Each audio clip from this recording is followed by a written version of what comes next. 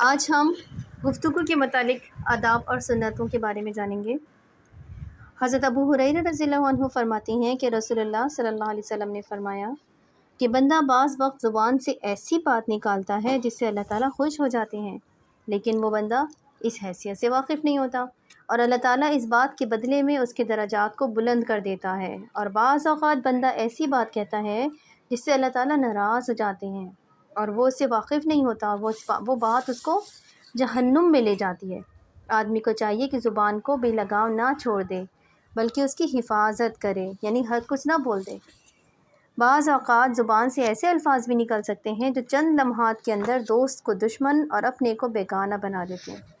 یہی زبان اپنے مالک کو لوگوں کی نظروں سے گرا دیتی ہے۔ اس زبان کی تخلیق پہ عجیب و غریب ہے، غور کیا جائے تو یہ اللہ رب العزت کی ایک عظیم نعمت ہے۔ اگر اسے صحیح طور پر استعمال کیا جائے تو یہ بلندی درجات کا سبب بنتی ہے، ورنہ خسارے میں ڈال دیتی ہے۔ قدرت نے زبان کو سریع العمل مشین بنایا ہے۔ یہ زبان دل کی باتوں کی ترجمانی کرتی ہے۔ ما فی الضمیر کی تمام تر عکاسی اسی پراسرار اور خودکار مشین کے ذریعے ہوتی ہے۔ اس کے حیرت انگیز طریقہ کار کو دیکھو کہ دل میں ایک مضمون آیا، دماغ نے اس پر غور کیا، اس کے لیے عنوان اور الفاظ تیار کیے، وہ الفاظ اس زبان کی مشین سے نکلنے لگے۔ یہ اتنا بڑا کام کیسی سرعت کے ساتھ ہو رہا ہے کہ سننے والوں کو یہ احساس ہی نہیں ہوتا کہ ان الفاظ کی زبان پر آنے میں اس کے پیچھے کتنی مشینریوں نے کام کیا ہے۔ تب یہ کلمات زبان پر آئی ہیں اور قادر متعلق نے زبان کی معاونت کے لیے ہونٹ بھی لگا دیے، جس سے آواز اور حروف کی ممتاز شکلیں بنتی ہیں۔ شاید قدرت نے زبان کو ایسی سریع العمل مشین بنایا ہے کہ آدھے منٹ میں اس سے ایسا کلمہ بھی بولا جا سکتا ہے جو اس کو جہنم سے نکال کر جنت میں پہنچا دے، جیسے کلمہ ایمان، یا دنیا میں دشمن کی نظر میں محبوب بنا دے، جیسے قصور کی معافی۔ اور اسی زبان سے اتنے ہی وقفے میں ایسا کلمہ بھی بولا جا سکتا ہے جو اس کو جہنم میں پہنچا دے، جیسے کلمہ کفریہ، یا اس کے بڑے سے بڑے دوست کو دشمن بنا دے، جیسے گالی گلوچ وغیرہ۔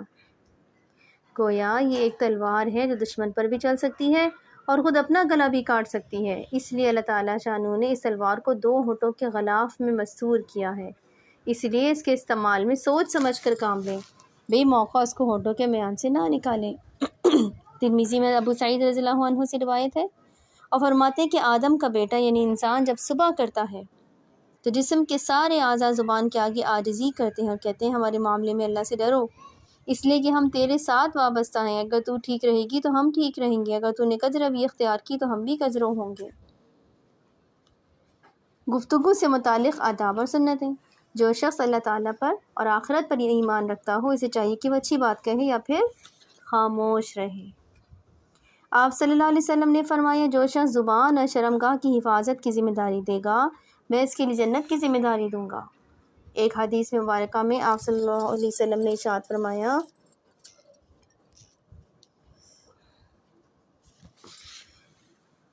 جہنم سے بچو خواہ آدھی کھجور ہی صدقہ کر کے ہو سکے، اور اگر کسی کو یہ بھی میسر نہ ہو تو اچھی بات کے ذریعے جہنم سے بچے۔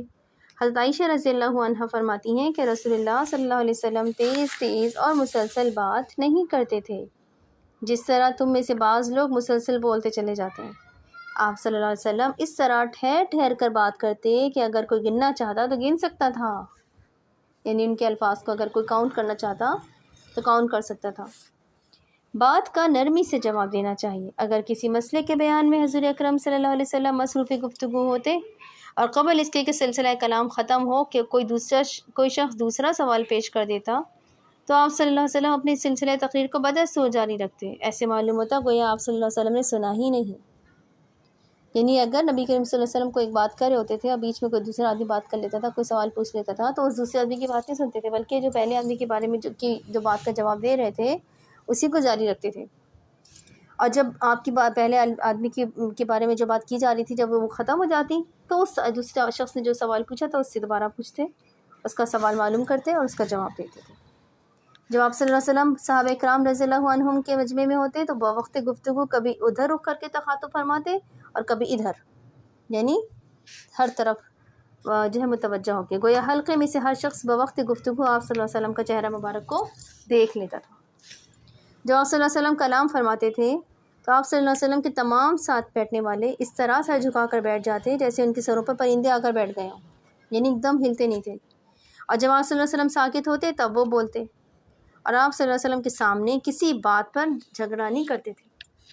آپ صلی اللہ علیہ وسلم کے پاس جو شخص بولتا اس کے خاموش ہونے تک سب خاموش رہتے تھے، یعنی جب تک وہ بولتا رہتا، جب تک وہ فارغ نہ ہوتا سب خاموش رہتے۔ اہل مجلس میں سے ہر شخص کی بات رغبت کے ساتھ سنی جاتی، یعنی ایسے ہی ہوتا تھا کہ ایک شخص ابھی بات کر رہا ہے بیچ میں سے دوسرا بھی بولنے لگ گیا، بلکہ کیا ہوتا تھا سب خاموش ہو جاتے تھے، پہلے کی بات ختم ہو جاتی تھی تب دوسری بات کرتے تھے۔ آپ صلی اللہ علیہ وسلم اپنے ملنے والوں کے بارے میں استفسار فرماتے نہیں پوچھتے کہ وہ فلاں کیوں نہیں آیا، کہاں ہے، کیسا ہے، اور لوگوں میں جو واقعات ہوتے تھے آپ صلی اللہ علیہ وسلم وہ پوچھتے رہتے تاکہ مظلوم کی نصرت اور مفسدوں کا انسداد ہو سکے، یعنی اگر کسی پر ظلم کیا گیا ہے تو اس کی مدد کی جا سکے، اور اگر کسی کوئی برا ہے تو اس کی برائی سے روکا جا سکے۔ کسی جاہل یا مخالف سے لغو و بیہودہ بات سنیں تو اس کا جواب دینے کی بجائے السلام علیکم کہہ کر اپنی راہ لے لینی چاہیے۔ سمجھ آ رہی ہے؟ اگر کوئی آپ سے نازیب گفتگو کر رہا ہے، گالی گلوچ کر رہا ہے یا کچھ ایسی بات کر رہا ہے جسے آپ کو غصہ دلانے کی کوشش کر رہے ہیں تو آپ کو اس کا جواب نہیں دینا چاہیے، بلکہ کیا کہنا چاہیے؟ السلام علیکم، اور خاموش ہو جائیں۔ امام جساس رحمۃ اللہ علیہ نے فرمایا کہ سلام کی دو قسمیں ہیں، ایک سلام تحیہ جو مسلمان باہم ایک دوسرے کو کرتے ہیں یعنی السلام علیکم، اور دوسرا سلام مسالمت و متارکت یعنی اپنے حریف کو یہ کہہ دینا کہ ہم لغو بات کا انتقام تم سے نہیں لیتے، اور یہاں وہ کیا کہے گا؟ سلام علیکم لا نبتغی الجاہلین۔ چغل خور جنت میں نہیں جائیں گے۔ چغل خور کون ہوتے ہیں؟ جو ایک کی بات دوسری جگہ پر اس لیے آ کے بتاتے تاکہ کیا ہو، آپس میں لڑائی جھگڑا اور فساد ہو۔ سچ بولنا نیکی ہے اور نیکی جنت لے جاتی ہے، اور جھوٹ بولنا فسق یعنی گناہ اور فجور ہے، اور فسق و فجور جہنم میں لے جاتا ہے۔ جب بندہ جھوٹ بولتا ہے تو حفاظت کرنے والے فرشتے اس کی جھوٹ کی بدبو سے میلوں دور چلے جاتے ہیں۔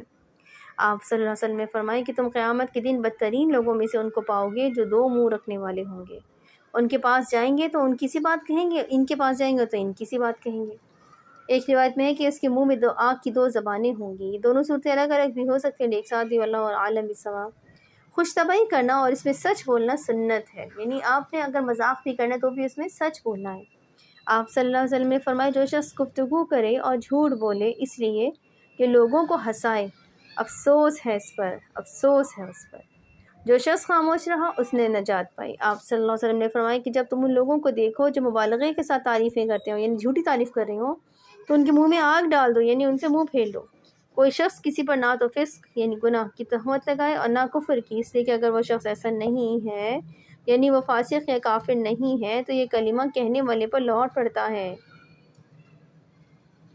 مسلمان کو برا کہنا فسق ہے یعنی گناہ ہے، اور مسلمان کو مارنا کفر ہے۔